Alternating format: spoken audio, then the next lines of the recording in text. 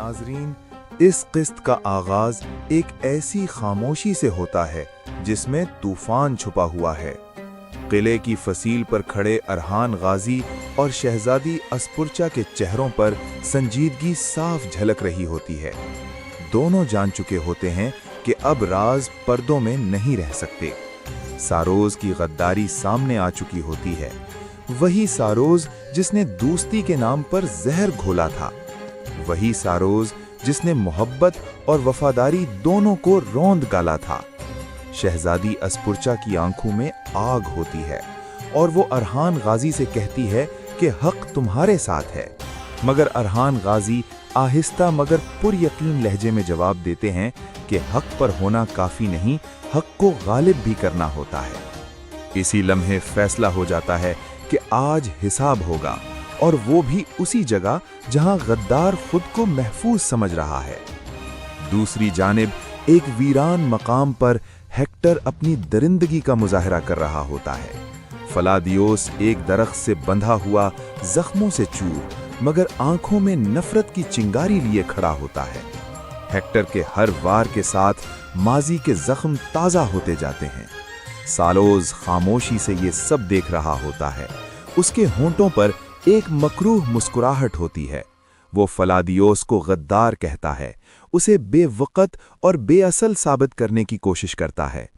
इन्हीं अल्फाज के दरमियान वो एक ऐसा राज उगल देता है जो सुनने वालों की रूह तक हिला देता है। वो एतराफ करता है कि जिस शख्स को फलादियोस अपना बाप समझता रहा, वो भी उसी के हाथों कत्ल हुआ था, और वो भी एक साजिश का हिस्सा था। जब सारोस फिलादियोस को गद्दार कहकर उसके माजी और उसके वालिद के कत्ल का इतराफ करता है, तो ये अल्फाज फातिमा खातून के दिल पर बिजली बनकर गिरते हैं। वो छुपकर ये सब सुन रही होती हैं और उन्हें यकीन नहीं आता कि जिस शख्स से वो मोहब्बत कर बैठी थीं, वही उनके दुखों की जड़ था। आंसू बेख्तियार बहने लगते हैं और वो टूटे दिल के साथ वहां से चली जाती हैं। इसी दौरान बाज़ंतीनी सिपाही शहजादी अस्पुरचा को गिरफ्तार करके हेक्टर के सामने ले आते हैं।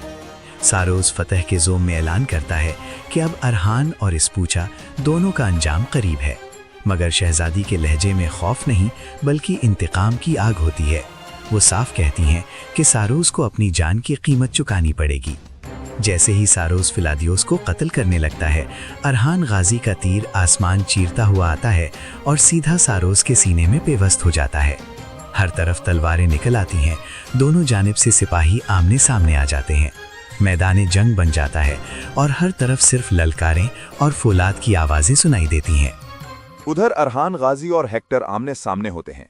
हेक्टर गुरूर से कहता है कि वो अरहान को घुटनों पर लाएगा, मगर अरहान गाजी साबित कर देते हैं कि तुर्क कभी जुल्म के सामने नहीं झुकते। चंद शदीद वार के बाद हेक्टर जख्मी होकर घुटनों के बल आ जाता है।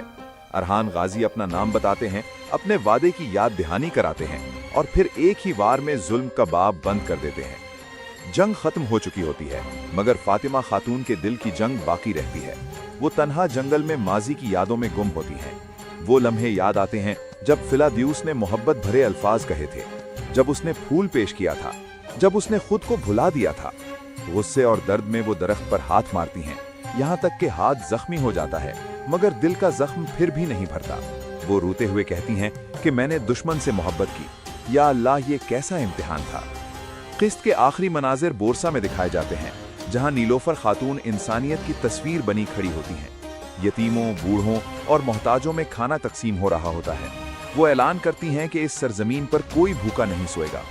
एक यतीम बच्चे को खानदान देने की बात होती है और यही मंजर उम्मीद का चराग बनकर किस्त का इख्तिताम करता है। नाजरीन, यूं ये किस्त हमें ये सबक देकर खत्म होती है कि जंग सिर्फ तलवारों से नहीं लड़ी जाती। असल जंग दिल, नियत और वफादारी की होती है, और जो इस जंग में सच्चा हो वही तारीख में जिंदा रहता है।